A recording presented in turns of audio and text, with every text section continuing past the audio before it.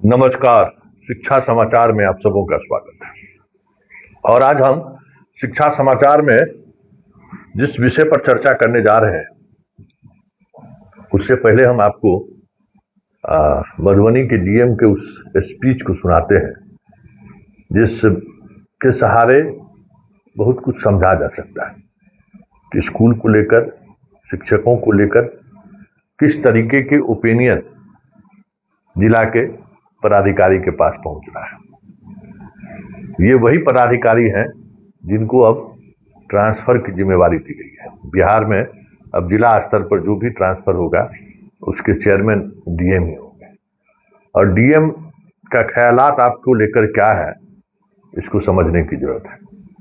और ये ख्यालात राज्य के लगभग सभी डीएम के अंदर है कि मास्टर साहब लोग जो है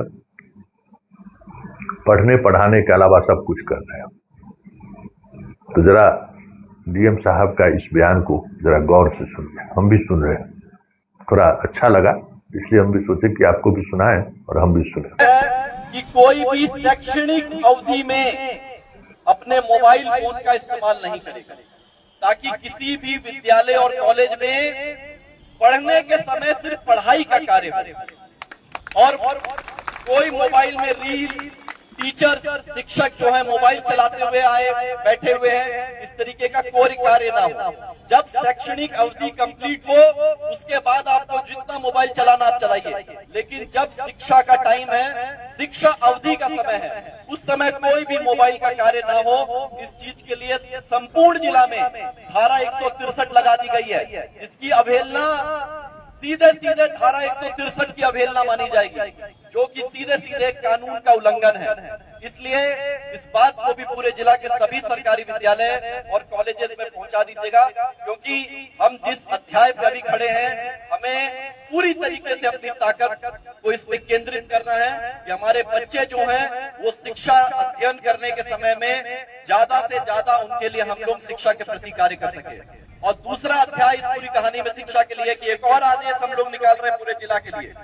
जितने भी उत्क्रमित विद्यालय हैं हाई स्कूल में, उनको 2 पाली में करने जा रहे हैं, क्योंकि जगह कम होने की वजह से, इंफ्रास्ट्रक्चर कम होने की वजह से उन विद्यालय में बच्चों की संख्या ज्यादा है और टीचर की भी संख्या ज्यादा है, और सही से शैक्षणिक कार्य नहीं होने की वजह से 8वीं तक की कक्षा एक पाली में होगी और 9वीं 10वीं के बच्चों की दूसरे पाली में कक्षा होगी, और दोनों ही बच्चे और शिक्षक अपने अपने पाली में आएंगे ताकि शैक्षणिक कार्य अवरोध ना हो।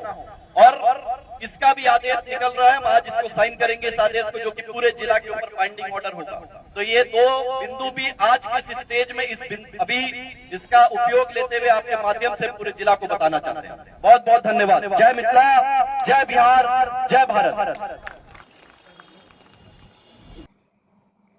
सुन लिए।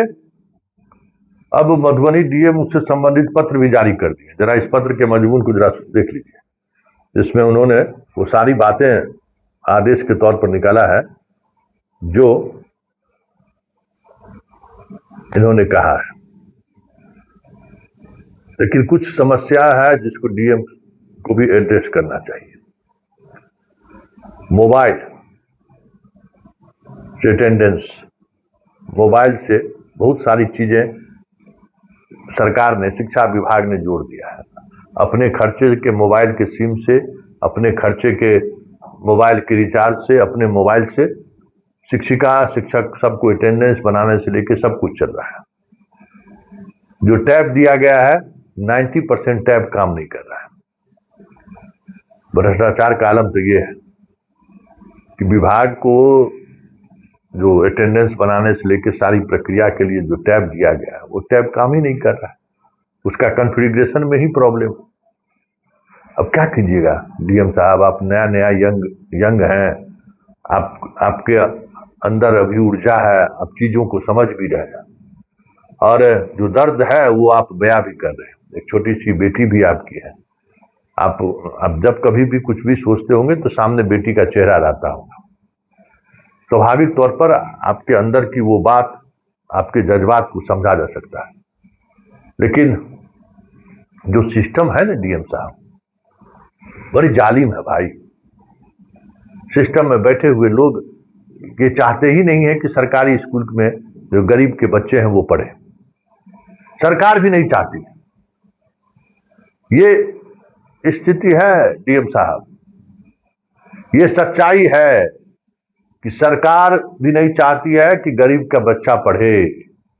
सिस्टम में बैठे हुए लोग रिजर्वेशन ले रहे हैं सिर्फ, समझ गए ना, उनको रिजर्वेशन में नौकरी मिल गया, बस बल्ले बल्ले।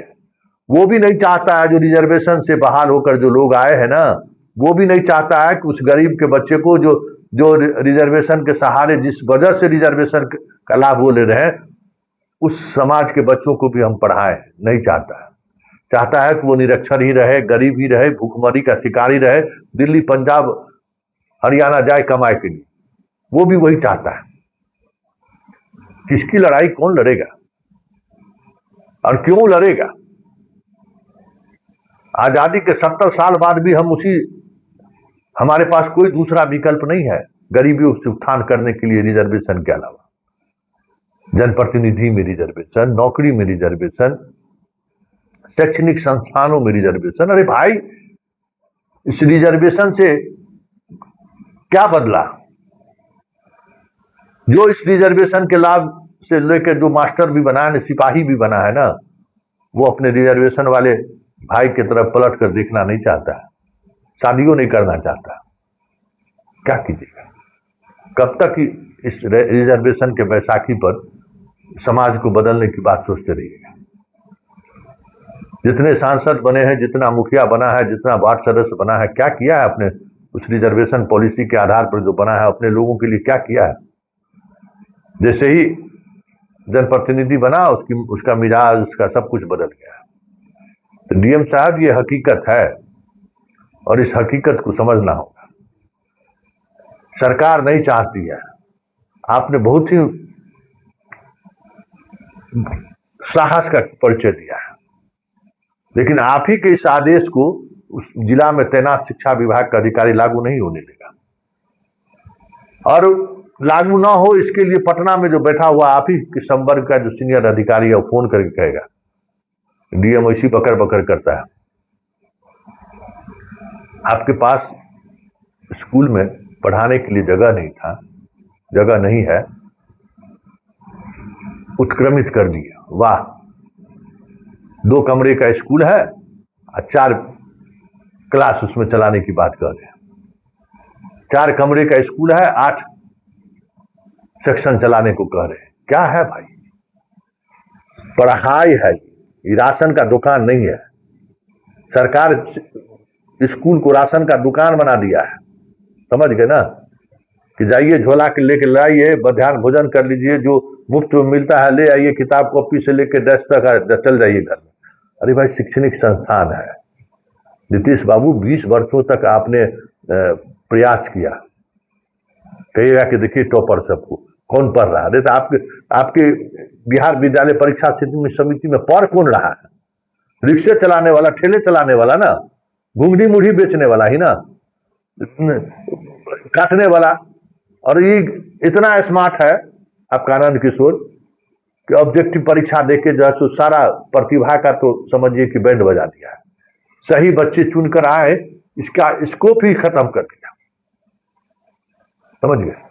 तो सब मिल के जब तो कहिए ना, पूरा समाज में भांग घुल गया है शिक्षा को लेकर, तो एक डीएम के इस प्रयास को आप क्या कहें?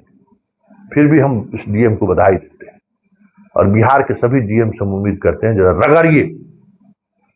रगड़िए ऐसे लोगों को जो आरक्षण के बिना पर नौकरी पाया है, जाति के बिना पर नौकरी लिया है और अपने ही समाज के बच्चों को पढ़ाने से मुकर रहा है, अपने ही समाज के बच्चों को पढ़ाने से मुंह चुरा रहा है। रगड़िए ऐसे लोगों को, क्योंकि अब पहले वाली स्थिति नहीं है। नौकरी पेशे में रिजर्वेशन कैटेगरी वाले तो आ ही रहे हैं, अनरिजर्व सीटों पर भी यही लोग आ रहे हैं संख्या बल में। तो फिर सवाल तो आपसे होगा, द्रोणाचार्य आप ही हो, एकलव्य का अंगूठा आप ही काट रहे हो, तो जवाब तो आप ही को देना पड़ेगा। जो व्यवस्था है, जो पटना में बैठे हुए जो लोग हैं, जो पिछड़ों की राजनीति कर रहे हैं, दलित की राजनीति कर रहे हैं, उत्क्रमित कर दीजिए। कैसे पढ़ेगा बच्चा? भाई पढ़ाई है ना, जो होगा मन तो कर दीजिएगा, ऐसे थोड़ी होता है। इसलिए मधुबनी डीएम की बात को गंभीरता से समझने की जरूरत है। ये बात है, कई शिक्षक हमको मैसेज करने लगे कि सारी गर्मी में कैसे सेकंड पाली चलेगा। बात सही है, कैसे चलेगा? जवाब दे रहे नीतीश कुमार, जवाब दे बी राजेंद्र, इस गर्मी में जो है 2 पाली कैसे चलेगा? कैसे बच्चियां सब जाएगी स्कूल? खोल दिए, अभी फिर टीआरई 4 का निकाल दिया वैकेंसी, अब बहाल करेंगे। बहाल करिएगा, खजाना में पैसा नहीं, चले हैं क्या हम कहें। चलिए चलिए देखते चलिए, लेकिन इतना तो तय है कि मधुबनी डीएम के इस एक्शन से बिहार के सभी डीएम एक बार मनन कर ले, क्योंकि आगे आने वाले समय में इन लोगों पर और अधिक कड़ाई करने की जरूरत है। जो लोग स्कूल को धर्मशाला बना दिया है, स्कूल को जो लोग राशन की दुकान बना दिया है, उस पर कार्रवाई करना जरूरी है, क्योंकि ये लोग पढ़ने पढ़ाने के अलावा सब काम करता रहता है। और स्कूल सब में मास्टरनी सब बहाल हुई है, मास्टरनी को तंग करना है, कोई काम नहीं बचा हुआ है, यही काम है। हर स्कूल में यही चीज चल रहा है कि कौन कितना महिला शिक्षक को हम तंग करें, अपने ग्रिप में ले। यही काम, पढ़ाई लिखाई छोड़कर बस एक ही काम बचा है कि महिला शिक्षकों को ज्यादा से ज्यादा कैसे अपने जाल में बुन के फंसाएं, यही चल रहा है।